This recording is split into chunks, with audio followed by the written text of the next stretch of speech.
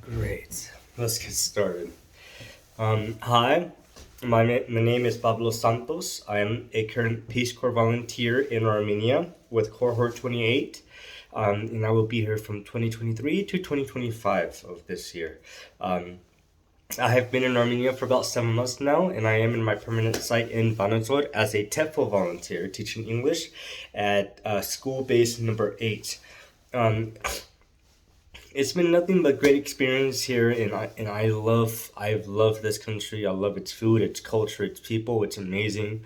I have nothing but great experiences here, but I also have a few experiences of tragedy here in Armenia, and that's something that I want to talk about. But before I get to that, just a little bit about me. My name is I am Mexican American from California. I am a first generation, as well as a first graduate of a university for my family, which I'm very happy about.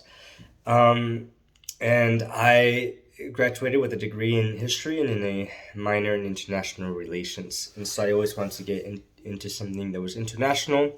I thought Peace Corps would offer that, and they did. They gave me all the expectation that I could ever expect as a TEFL volunteer and as a Peace Corps volunteer. So I'm very grateful for that. The one thing that I wanted to talk about in the story that I really want to share in DC, as well with those who are watching, is the events that are playing out here in Armenia. Um, there has a, there's a lot that has been going on in this country since we've been here 7 months ago. Coming to Armenia, we as a cohort didn't really know the full picture or really fully understand what was happening in this country, and what type of dangers Armenia was in at the time and still is. Um, and this could easily be shown in the events of Artsakh, which was in the news lately, where Azerbaijan took back the territories that were originally taken um, in, by the ethnic Armenians that lived in Artsakh. Um, and so we were here during that event, and we saw it not only play out in the news, but also play out in our communities. As it was going on, there was just this huge flow of Armenian refugees coming to Armenia, and as the prime minister at the time didn't really prepare for any major situation of crisis of refugees coming to our country, um, we just saw them coming in a huge flow to these cities, trying to find refuge from the bombardment. Um, Especially with my counterpart, who is an amazing English teacher. Her name is Ani. Her brother and her nephews lived in Artsakh, and she showed me videos of them literally hiding in bunkers and with noises of bombings going on top of the streets, and it was just a very terrifying thing to see. And so it was easily shown in the faces of all these Armenians with frustration and fear, and not knowing what was going to be next, or not knowing if the two countries were going to go in war. And so it was a very scary event to go through. But for the Armenians, I could only imagine it being terrifying for them. And so, as this was going on, we as a cohort started talking to each other about what we could do in our schools, in our communities, to try to help out in this situation the best we could.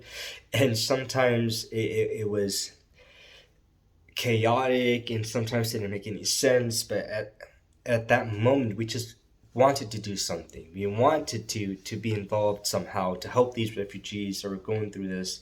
And for me especially, we had a few students from Artsakh that were coming to our schools trying to reintegrate into Armenia, um, and just continue school as if everything was normal. And we had one little girl who her face that first day was just in shock and all. She didn't know what was going on. It was obvious that she just barely came out of a terrible situation in Artsakh. And so I tried the best I could as a Peace Corps volunteer and as a teacher, to try to comfort her the best I could.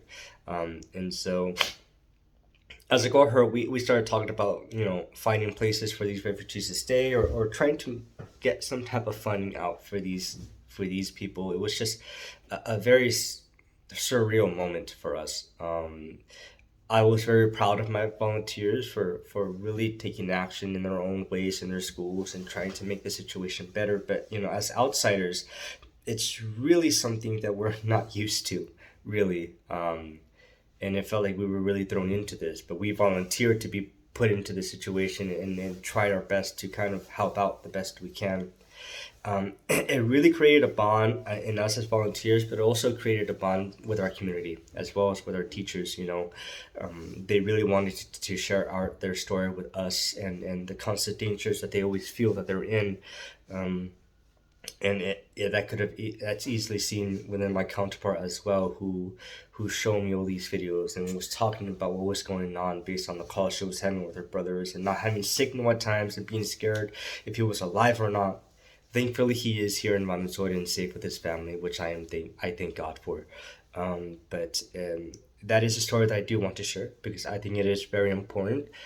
Because some of us volunteers are not put in nations and where it's always peaceful. We're in a situation in a country where their neighbors to the west and to the east are always in constant hostility with them, with one of them being a huge adversary to the people of Armenia. So it is a story that I want to tell because it is a story of trying to stick together during these situations and trying to find ways to cope and try to help out the best we can as Americans in a situation that is impossible to really think clearly with. So that is what I want to talk about in DC.